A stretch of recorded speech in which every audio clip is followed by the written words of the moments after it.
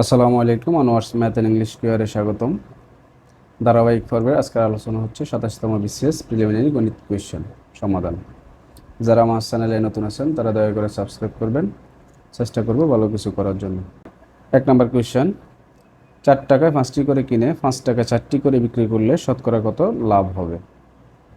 তো এই অঙ্কটা ডিটেলসও করা যায়, শর্টকাটও করা যায়। আমরা চেষ্টা করব শর্টকাটে করার জন্য। আপনাদের মনে রাখতে হবে যে ক্রয় মূল্য বিক্রয় মূল্য, ক্রয়ের পরিমাণ বা বিক্রয়ের পরিমাণ ভিন্ন হলে, এখানে দেখেন 4 টাকায় 5টি, আবার 5 টাকায় 4টি, তার মানে এখানে টাকাটা অ্যামাউন্টে কি আছে, ভিন্ন আছে। তো ভিন্ন হলে সূত্র হবে একরকম, আর যদি টাকাটা সেম থাকে সূত্র হবে অন্যরকম। তো ভিন্ন হলে লাভ ক্ষতি বের করার সূত্রটা হচ্ছে লাভ অথবা ক্ষতি, আমরা যেটাই বলি, এটা বের করার সূত্রটা হচ্ছে বিক্রয় মূল্য আর ক্রয়ের সংখ্যা আপনাকে গুণ করতে হবে, ডিভাইডেড বাই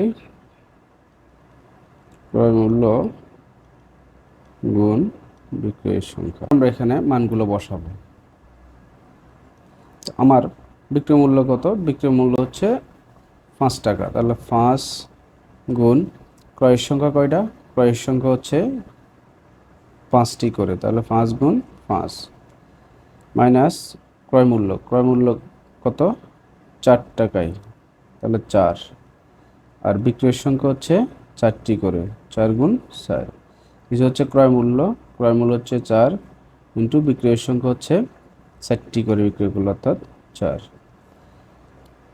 এখন আমরা যদি কাটাকাটি করি তাহলে 25 মাইনাস 16 সমান নিচে 16, 25 থেকে 16 গেলে হচ্ছে 9, নিচে হচ্ছে 16, এখানে ইন্টু 100 থাকবে,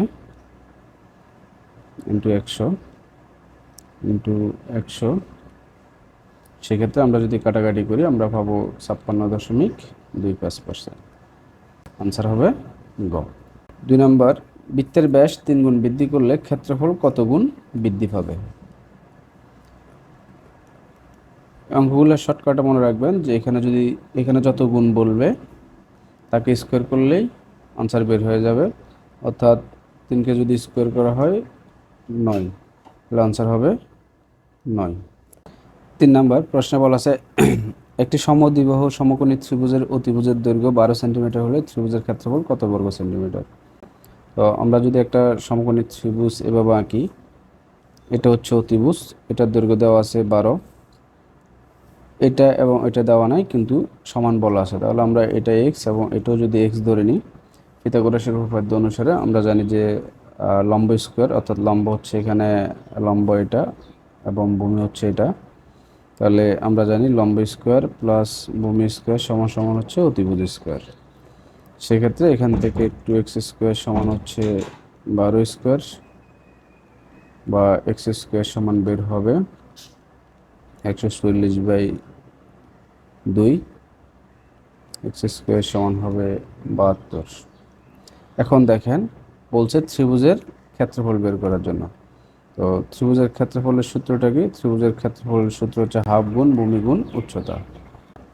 এখন আমরা জাস্ট মানটা বসাবো, হাফ, ভূমি হচ্ছে এক্স, উচ্চতা কিন্তু এক্স, কারণ এটা হচ্ছে ভূমি আর এটা হচ্ছে উচ্চতা।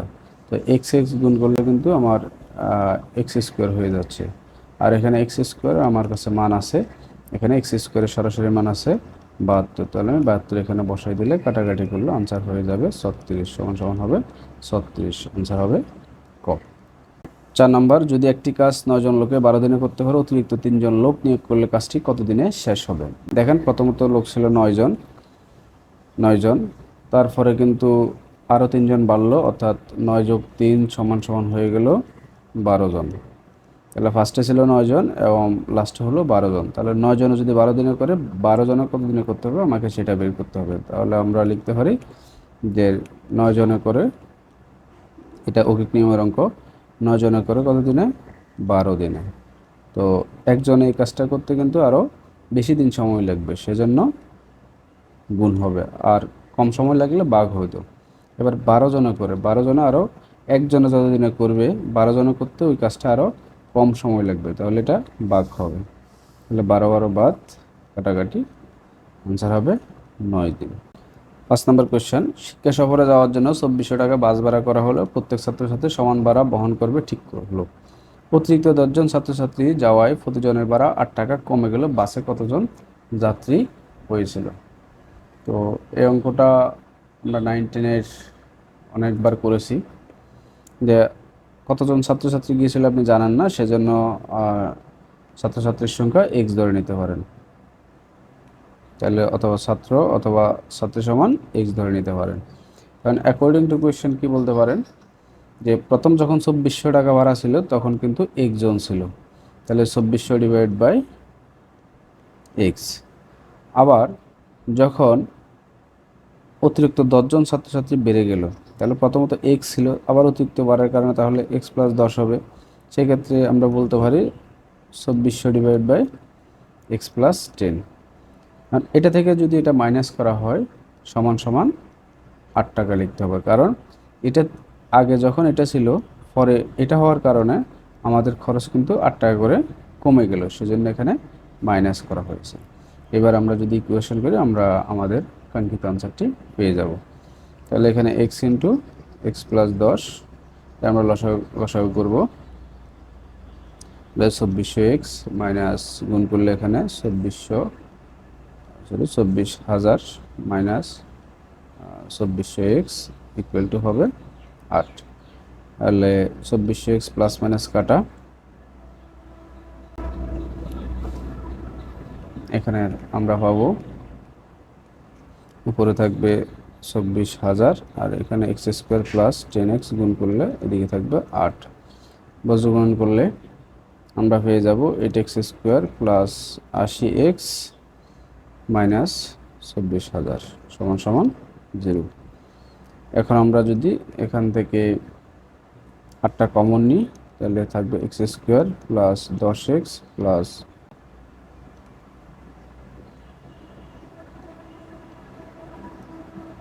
3000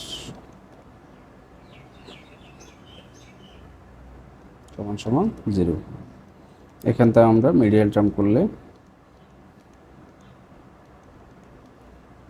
এখন 10 মিলানোর জন্য আমরা 60x, এখানে মাইনাস থাকবে 60x minus 50x minus 3000 equal to 0 লিখব। তাহলে আমরা এখান থেকে x কমন নিলে x প্লাস 60 মাইনাস 50 কমন নিলে x প্লাস 60 ইকুয়াল টু 0। সেক্ষেত্রে x প্লাস 60 আর x প্লাস x মাইনাস 50 সমান 0। সুতরাং x এর মান পাবো, এখানে পাবো মাইনাস 60 আর এদিকে পাবো 50। তো মাইনাস মানটা কিন্তু গ্রহণযোগ্য না, x এর মান বের হলো আমাদের 50। এখন আমাকে প্রশ্ন বলা হয়েছিল যে বাসে কতজন ছাত্রছাত্রী গিয়েছিল। দেখেন প্রথমত একজন ছিল, কিন্তু পরে আবার 10 জন বাড়ার কারণে ছাত্রছাত্রী নিশ্চয়ই বেড়ে গেছে। তাহলে x এর মান যদি আমার 50 হয় তাহলে এই 10 জন বাড়ার কারণে সমান সমান কতজন হলো 60 জন। তাহলে আমার আনসার হবে 60।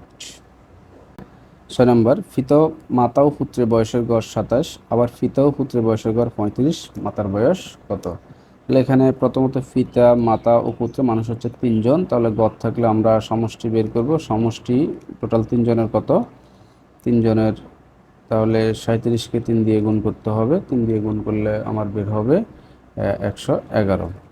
আর পরে আছে ফিতা এবং পুত্র অর্থাৎ মানুষ 2 জন, তাহলে 2 জনের সমষ্টি কত হবে? 2 জনের সমষ্টি এখানে বলছে 35 গড়, তাহলে 35কে 2 দিয়ে গুণ হবে সমান সমান হয়ে যাবে 70। তাহলে 3 জন থেকে 2 জন যদি আমি মাইনাস করি আর 1 জন থাকবে অর্থাৎ মাতা থাকবে, তাহলে আমরা মাতাটা পেয়ে যাব কত? 111 থেকে 70 গেলে 41, আনসার হয়ে যাবে 41। 7, 60 থেকে 80 এর মধ্যবর্তী বৃহত্তম ক্ষুদ্রতম মৌলিক সংখ্যার অন্তর কত?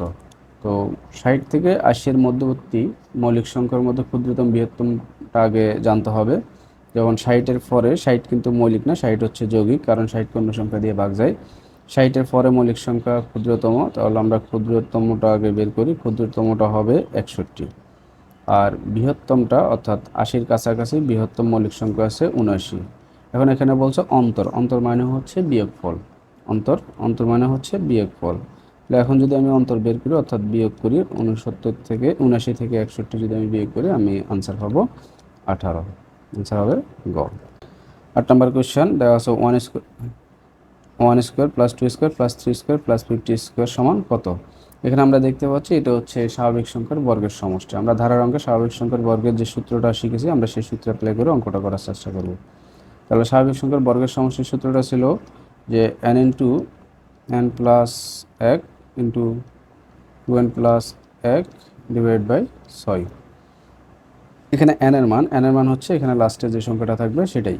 এখানে 50 আছে, n এর মান হবে 50। এখন আমরা জাস্ট মানটা বসে অঙ্কটা করবো। তাহলে n এর মান হবে 50 ইন্টু 50 যোগ 1 ইন্টু 2 ইন্টু 50 যোগ 1 নিচে হচ্ছে 6। এখন আমরা জাস্ট কাটাকাটি করব। তাহলে আমরা এখানে পাচ্ছি 50 ইন্টু 50 একে 51 ইন্টু 50 দুগুণে 100, 100 আর 1 যোগ করলে 101 নিচে হচ্ছে 6। এখানে কাটাকাটি করলে আমরা পাবো 42,925। আনসার হবে খ। 9 নম্বর কোয়েশ্চেন দেওয়া আছে x minus Y whole square সমান 14, এক্স ওয়াই সমান 2 হলে X square plus Y square সমান কত? তো X square plus Y square আমরা যে সূত্রটা জানি যে এক্স স্কোয়ার প্লাস ওয়াই স্কোয়ারের সূত্র হচ্ছে X minus Y whole square plus 2xy। তাহলে আমরা দেখতে পাচ্ছি এখানে X minus Y whole square সরাসরি মান দেওয়া আছে 14, তাহলে প্লাস 2, xy এর মান দেওয়া আছে 2, তাহলে 14 প্লাস 2 গুণা 4 এখানে হবে 18। আনসার হবে গ। 10 এক ব্যবসায়ী একটি পণ্যের মূল্য 25% বাড়ালো, অতঃপর বর্ধিত মূল্য থেকে 25% কমালো, সর্বশেষ মূল্য সর্বপ্রথম মূল্যের তুলনায় কত? অঙ্কটা মুখে মুখে করা যায়। ধরেন একটা পণ্য 100 টাকা দিয়ে আপনি কিনলেন, সেটা 25% বাড়লে অর্থাৎ 100 টাকা 25 টাকা বাড়লে সেটা হবে 125। আবার এবার 25% কমাবেন অর্থাৎ 125 টাকা থেকে 25% কমাবেন। তো 125-এর 25% কত আমাকে আগে সেটা বের করতে হবে। 125-এর 25%